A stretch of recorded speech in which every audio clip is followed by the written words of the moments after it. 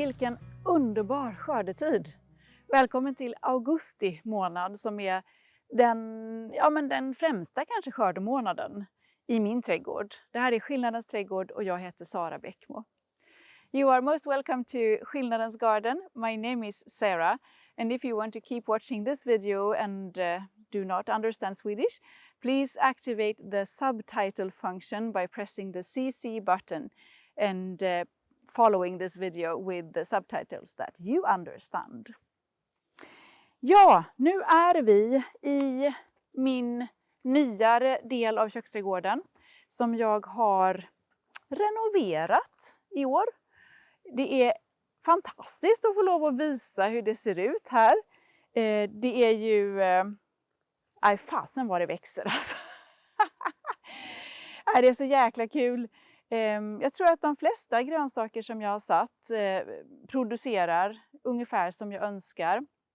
Det är några saker som inte växer kanske fullt som jag hade tänkt mig. Givet att det har varit det eller det vädret eller att det har hänt saker och ting så. Och så är det ju alltid i en grönsaksodling oavsett. Det är ju häftigt tycker jag att se en odling liksom formas och växa upp under en säsong. För man startar med, alltså det är verkligen från scratch, det finns ingenting.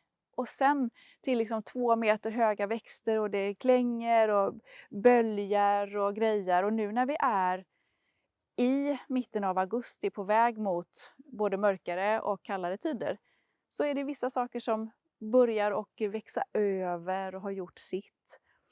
Samtidigt som nya växter tar fart. Och hela det här samspelet tycker jag är så fantastiskt att ta del av. Faktum är att den här delen som vi står i nu, det var ju den allra första delen som jag började att jobba med när min köksträdgård var helt ny 2011. Och anledningen till att jag började att odla i det här lite större formatet, det var ju att jag ville ha mat till min familj. Den lilla pluttiga odlingen som jag hade först i krukor och pyttesmå land. Det blev aldrig någonting riktigt som jag kunde omfamna på det sättet. Och jag blev väldigt passionerad grönsaksodlare när jag fick den här stora ytan att jobba med. Och jag kommer ihåg det som väldigt omvälvande. Och nu är det ju fortsatt så att det är maten som är liksom mitt fokus när jag odlar. Jag vill att den här ytan ska producera. Jag vill att vi ska kunna vid en viss tid på året säga att nu köper vi inga grönsaker. Vanligtvis är vi självförsörjande någonstans mellan 8-9 månader helt. Och sen är det de mörkaste vintermånaderna där vi kanske behöver stödköpa någon smörgåsgrönsak eller någonting som vi behöver till barnens födelsedagsmiddagar och så. Men i stort så är vi självförsörjande och ytan här producerar det vi behöver. Och jag tycker det är otroligt liksom, motiverande att kunna göra de här sakerna som det ger mat till min familj. Jag föder min familj genom att stoppa ner fröer, genom att sköta de här grejerna. Det är inte jättemycket jobb, men jag får så mycket mat. Totalt sett så kommer den här ytan under ett år, hela min köksträdgård, den producerar över 1 ton mat. Förstår du? Det är 1 ton. Tänk dig åka till mataffären och bära hem 1 ton. Och samtidigt som jag odlar alla de här sakerna så får jag också material som stärker jorden. Jag gör det bästa för att liksom göra ett bra klimatsmart avtryck här på den plats som jag förfogar över. Och det är ju... Vilken grej! Mat är alltså det centrala för mig. Och när vi nu kommer in i augusti som är liksom den erkänt kanske bästa skördemånaden för grönsaker hemma, så finns det några grönsaker just nu som utmärker sig i min trädgård som jag har väldigt mycket av eller som jag inom kort kommer få väldigt mycket av. Och i den här videon ville jag ge dig tips om 5 grönsaker som är verkligen på tapeten just nu och hur jag tar hand om skörden utöver det som vi plöjer ner i matlagningen liksom från skörd till bord direkt då. Och vad ska vi börja med? Vi kan väl börja med de här bönorna som jag har i handen, eller hur?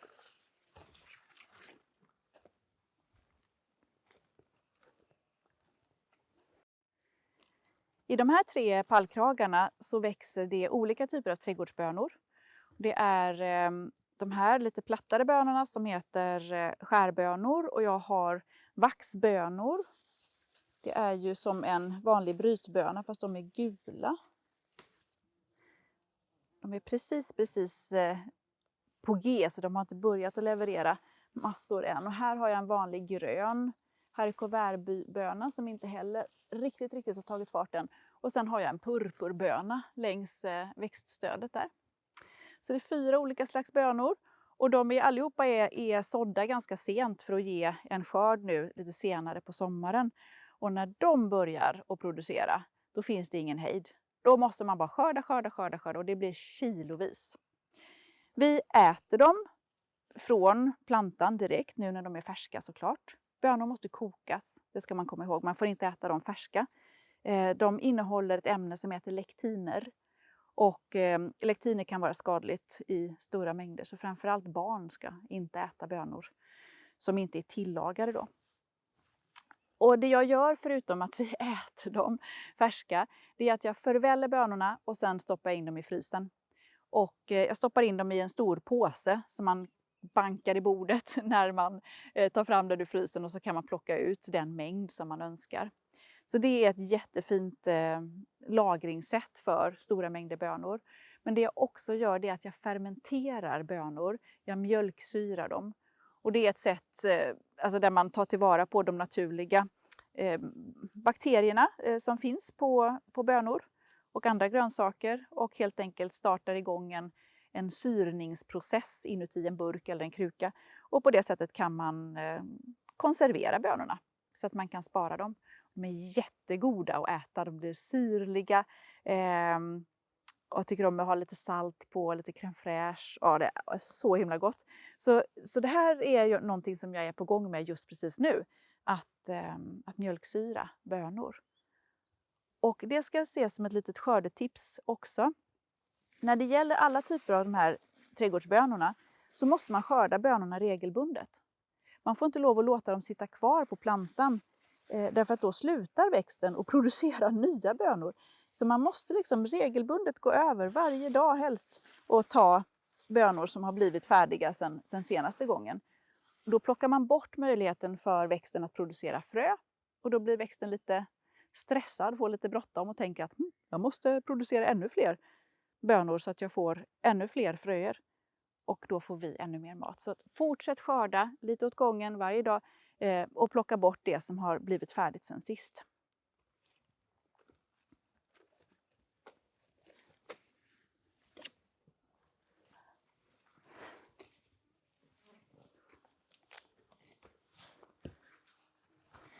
Nu är vi i squashlandet.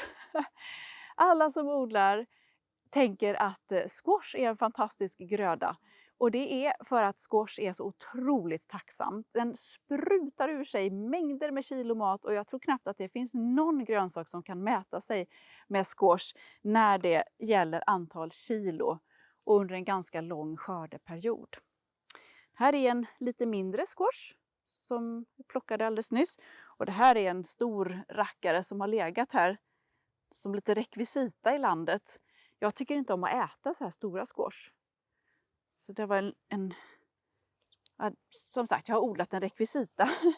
Men den ligger här. I det här landet har jag 3 squashplantor av 2 sorter. Det var en som förstördes i början av säsongen så den har inte gett någonting. Just det här är en sort, jag kommer inte ihåg vad sorten heter, men jag odlar den sorten för att den producerar i första hand jättefina och stora och underbart goda squashblommor. Men min absoluta favoritsquash är den här sorten som heter Costata romanesco. Costata romanesco kännetecknas av att den har väldigt ljusgrönt skal och den har väldigt tydliga kraftiga åsar på själva frukten. Den har en synnerligen god smak. Den är så god. Jag älskar den. Men jag tycker bäst om att äta squash när den är just i de här stadierna. ganska liten. Fruktköttet är fast, smakrikt. Det är mycket smak, mycket squash. Små squash kallas ofta för zucchini och lite större frukter kallas ofta för squash. Och det är samma typ av växt.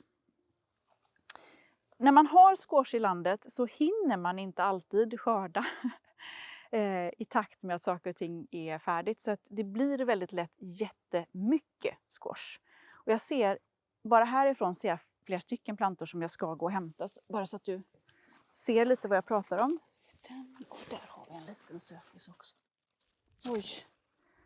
Ganska många gånger när man odlar squash som man säger just oj. Jag tror att jag skördade här ganska mycket ändå, om det var i förrgår.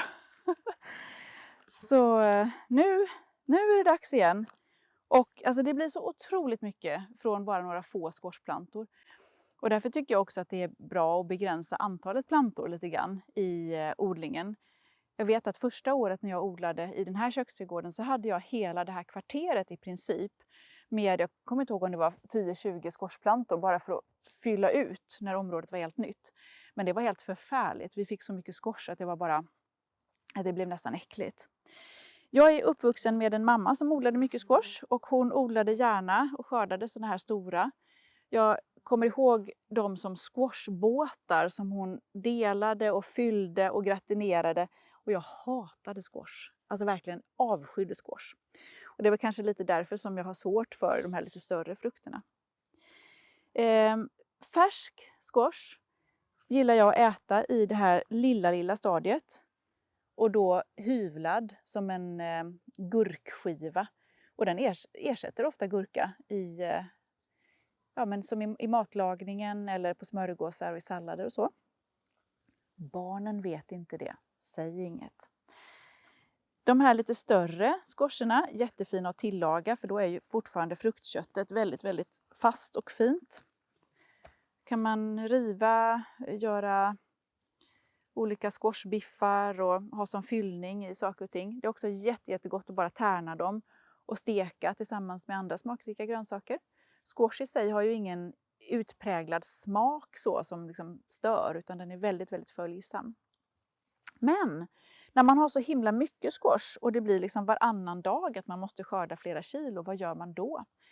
Jag nämnde fermenterat mjölksyra och jag har ett recept från Jenny Neikell, surtanten, som jag gärna tipsar om. Jättefin att följa och har skrivit många fina böcker om fermentering. Så hon har ett recept på just fermenterad squash som är jättefint, gott. Och det som jag gör allra mest med squash när jag har mycket, det är att jag använder den som en bas när jag kokar tomatsås. Så att då kanske jag har i min tomatsås hälften tomat och sen har jag hälften squash och sen jättemycket lök till. Och squashen fyller helt enkelt ut och drygar ut tomaten. Samma fina smak, den blir lite annorlunda än om det är liksom en ren tomatsmak. Men ett jättefint sätt att ta tillvara på squash. I mitt hushåll så har jag inte numera jättestor användning för fryst squash. Men det går utmärkt att tärna squash eller att riva den och frysa in färsk. Och en annan sak som jag gör med squash när jag har väldigt mycket det är att jag bakar bröd på den. Så jag river och har som i liksom bröddegen. Och det blir jättefint och fluffigt och gott framför allt. Så det var squash.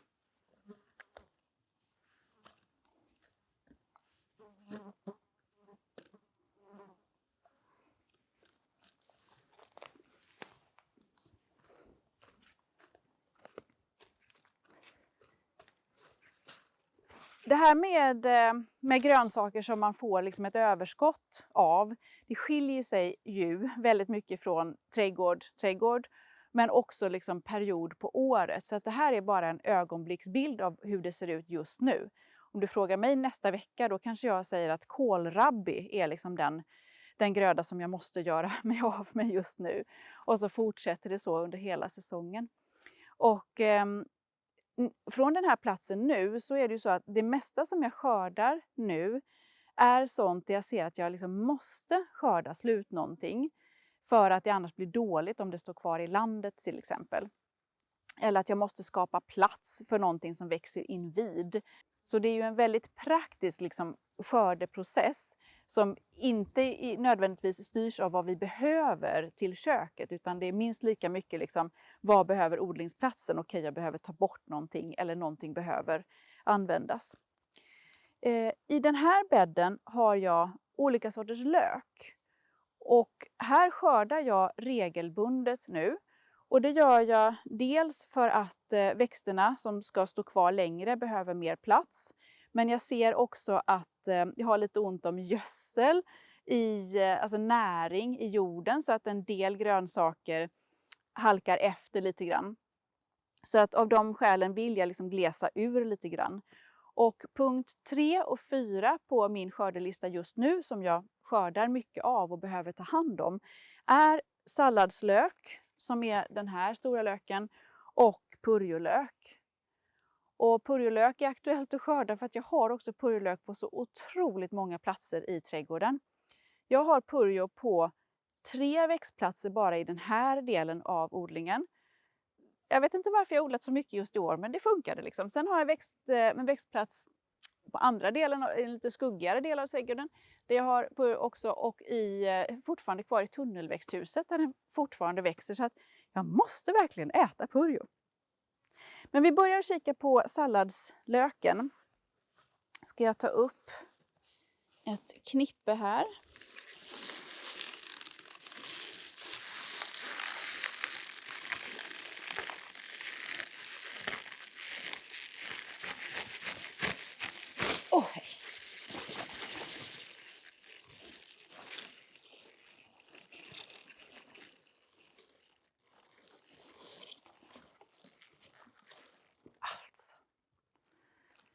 Det är nästan som man blir religiös. Alltså den är helt fantastisk. Salladslök är kanske sommarens mest använda, uppskattade, lättodlade lök. Man odlar salladslök och sen de här mer lagringsdugliga sorterna som kan stå länge i landet, alternativt lagras till senare på säsongen. De äter man senare, men nu frossar vi salladslök. Och jag använder salladslök på samma sätt som vanlig gul lök. Jag är sjukt tacksam. Jag blir alldeles så här, jag vet inte vad jag ska säga nästan, för den är så fantastisk. Ett sånt här kluster består ju av många salladslökar som växer tillsammans.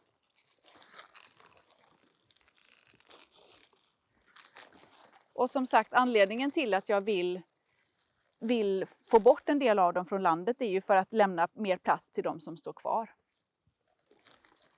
Så det här knippet bestod av 5 lökar. Jättefina. I huvudsak använder jag salladslök i alla maträtter där jag använder lök. Och ni som inte har odlat salladslök kan jag visa hur den ser ut.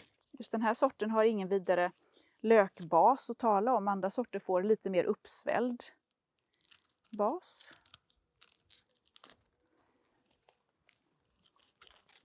Så när jag har skördat så brukar jag ta bort det här yttre liksom skalet som är lite ansatt. Och inuti så döljer sig de här lökarna. Den här hade blivit en tvilling. Och hela lökdelen är ätlig. Den är ju som en stor gräslök ungefär. Så lökblasten är ätlig också. Och sen hela den här basen som ser ut lite grann som en purjo.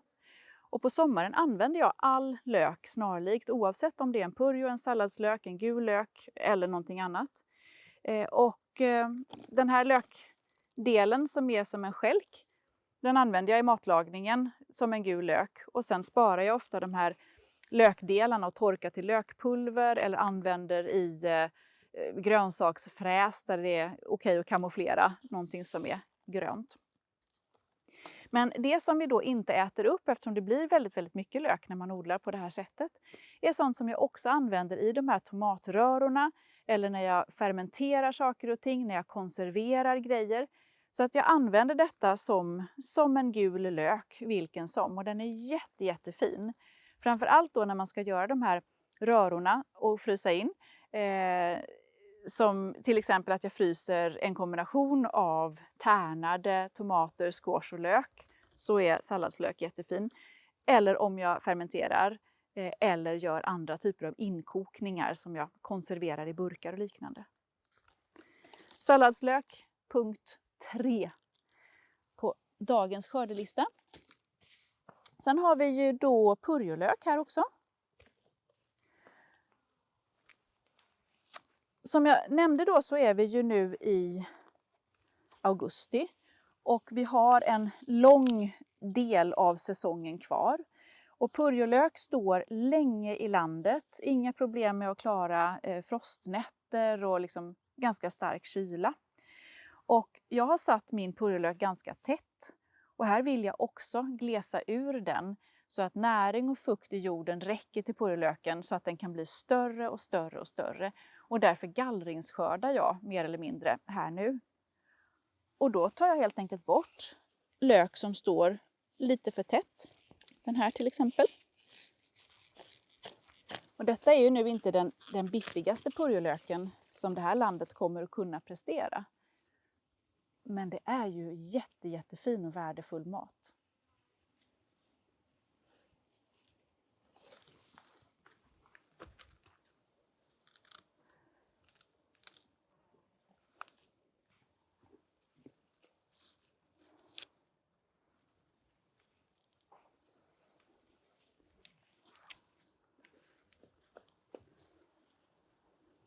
Den är ju också jävligt snygg.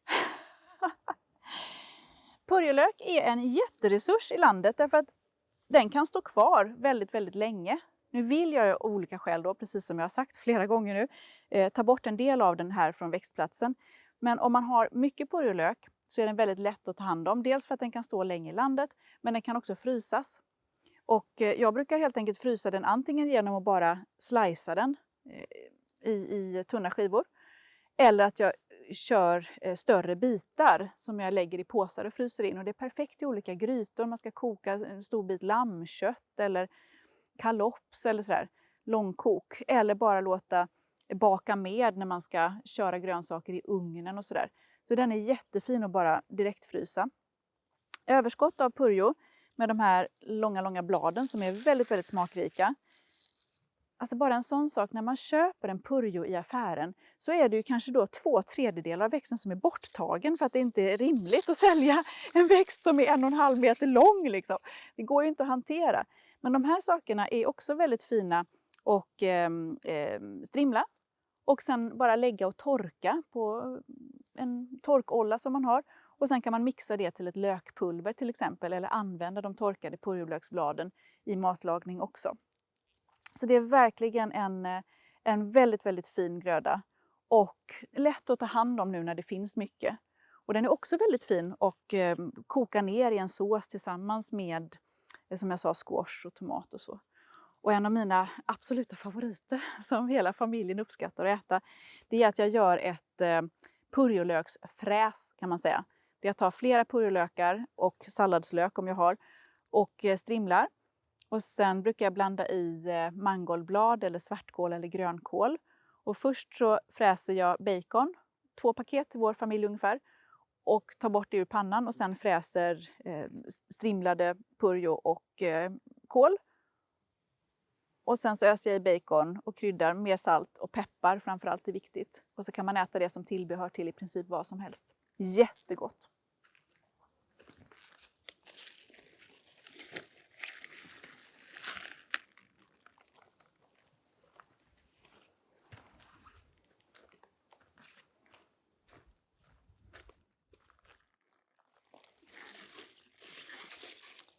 Då tänkte jag att vi skulle göra en liten avstickare härifrån.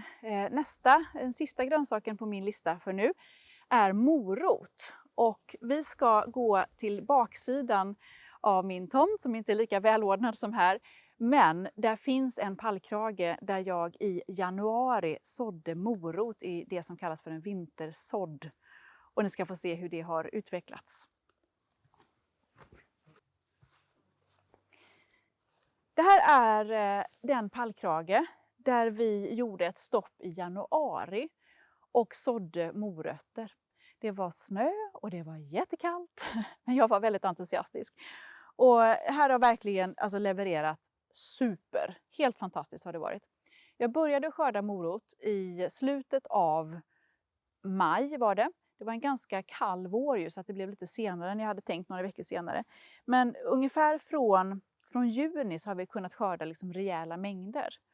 Och som du ser, det är fortfarande morot kvar. Och den är jättefin. Och jag måste ta hand om de här morötterna nu för att kunna skörda med gott samvete i det nya landet där morötterna också börjar bli färdiga. Så att nu gäller det att ta upp de här morötterna och helt enkelt göra någonting med dem.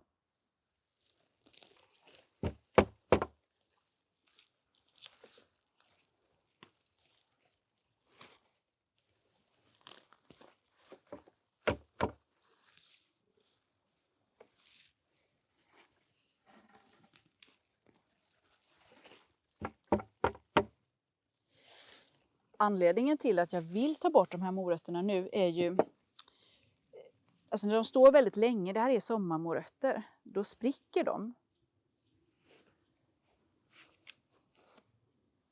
Och då är det ju risk att morötterna skadas och hållbarheten blir sämre och det kommer en massa bakterier in där som inte är bra.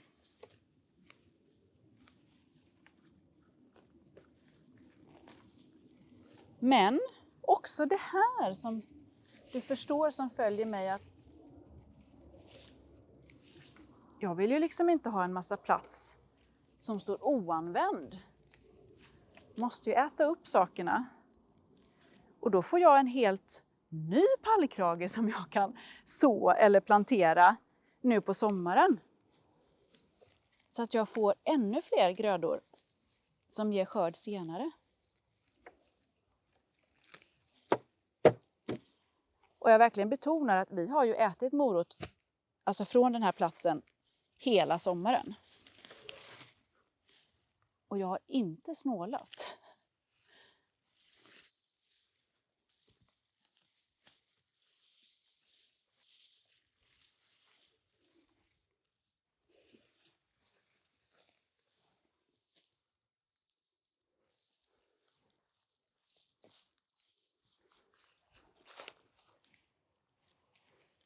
Vi ser bara som en liten bonus. Åh, hej!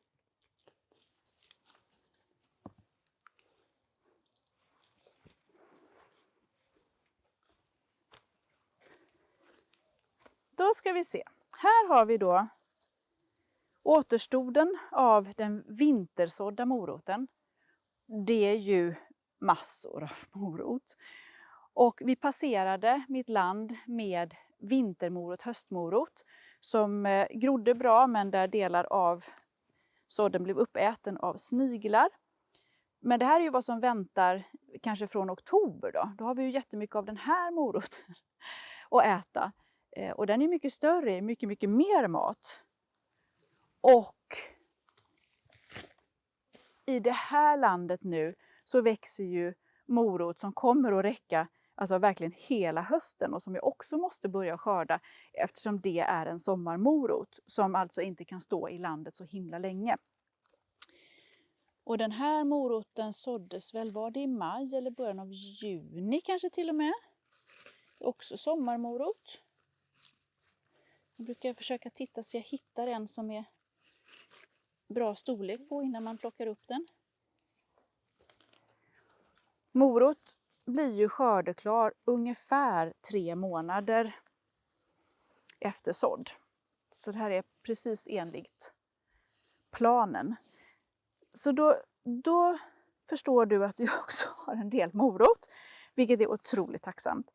Morot äter vi i första hand färsk. Det är ett jättefint liksom, tilltugg till måltiderna. Jag brukar ju försöka servera alltså, många olika slags grönsaker. Inte så mycket mixade liksom, i olika sallader och så, blandningar, utan rena grönsaker som barnen kan äta och knapra på. Det är det allra mest uppskattade och då äter de också mest grönsaker. Och morötter är ju genialiskt. I stavar eller hela, gärna med någon olja eller någon liten dipp ibland som man kan doppa sina grönsaker i. Jag använder också en hel del morot i matlagningen. kamouflerad. Jag själv älskar att ugnsbaka dem. Men när det blir så här mycket och vi inte klarar av att äta det som trädgården ger och som jag måste bli av med, vad gör jag då? Jag fermenterar morot. Det är väl kanske det som är det absolut främsta, att jag mjölksyrar dem. Och mjölksyrad morot tycker jag är jättegott och det är också en av få mjölksyrade produkter som alltså hela familjen äter, också barnen. Och den är väldigt lätt att använda i matlagning. Så att man kan droppa ner några matskedar med mjölksyrad morot i en köttfärssås eller i en gryta eller varma mackor eller liknande då. Så det är det, och sen går det att frysa morot också. Då brukar jag tärna moroten eller göra den i skivor. Jag förväller den, ger den ett snabbt uppkok och sen spolar i kallt vatten och lägger i burkar eller i påsar. Och då kan man också använda morot i olika grytor och liknande. Jag brukar inte torka morot därför att jag har väldigt svårt att använda torkad morot i matlagningen.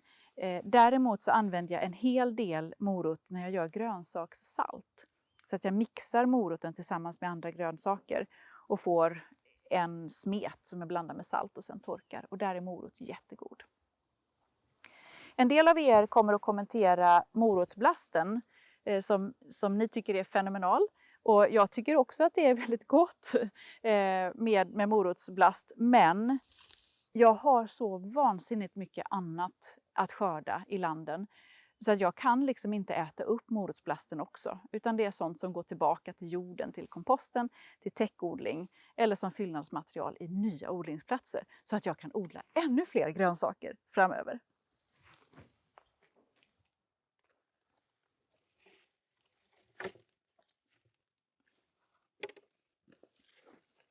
Här har vi nu 5 läckra grönsaker som min trädgård producerar mängder av just precis nu i mitten av augusti. Så mycket så att jag behöver ta hand om grönsakerna och lagra dem på olika sätt för att kunna äta dem senare. Och vi har då olika typer av trädgårdsbönor. Det är squash, det är purjolök, salladslök och morot. Och som jag sa, nästa vecka kan det vara helt andra grönsaker som jag måste ta hand om. Men det är verkligen en rolig arbetsuppgift att få både skörda och ta hand om och senare också äta sina hemodlade grönsaker. En vanlig trädgård, villaträdgård, ute på landet, i stan, whatever, kolonilott kan producera jättemycket grönsaker. Nog så att det räcker till ett dagsbehov för en och flera personer. Så missa inte tillfället att odla mycket mat hemma. Tack för att du har tittat idag och vi ses snart igen.